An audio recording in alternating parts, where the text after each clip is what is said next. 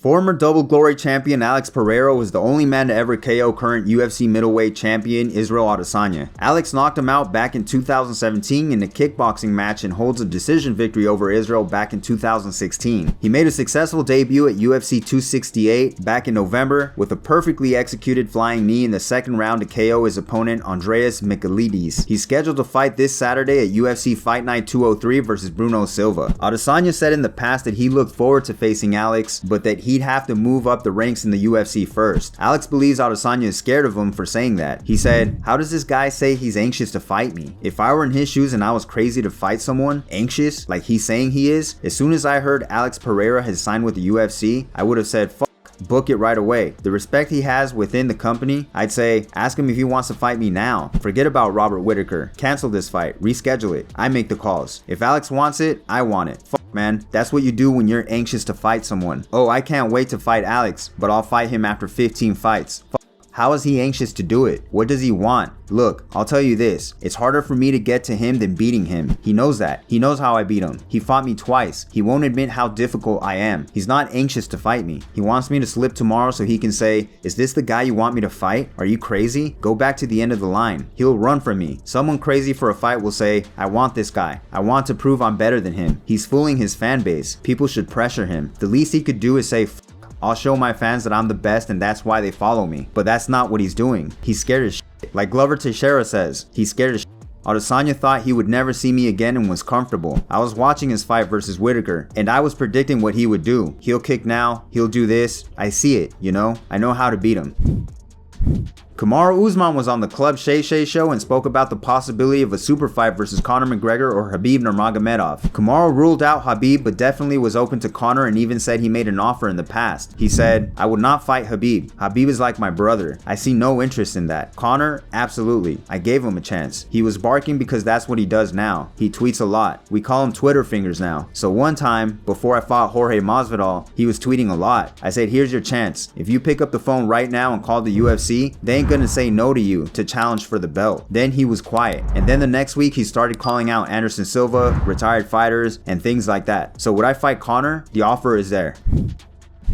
Khamzat Chimaev versus Gilbert Burns has now been made official for April 9th. Khamzat hasn't fought since his victory over Ling Jing Liang at UFC 267 in October 30th, 2021, and Burns hasn't fought since his decision victory over Stephen Thompson back in July 2021.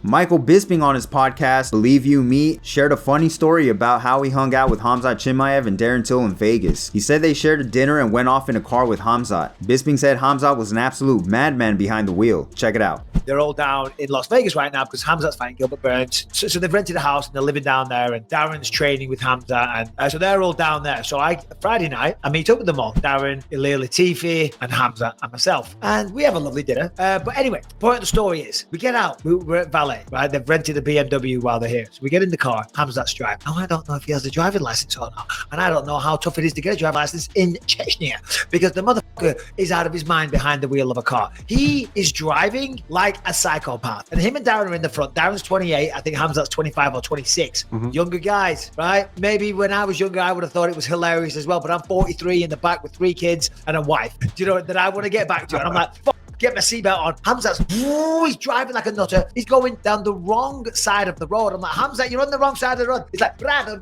it's no problem. It's good. And I'm like, my pants. Darren thinks it's fucking hilarious. So Khamzat's going even faster. And he's purposely going down the fucking wrong side of the road, dodging cars and stuff. And I'm like, what the fuck? I was terrified. I thought we were going to die. So we stop at a gas station, right? And I come out, I run in to grab something, and I walk out. Fucking Darren's in the driver's seat now. They're doing huge donuts on the fucking by the gas station.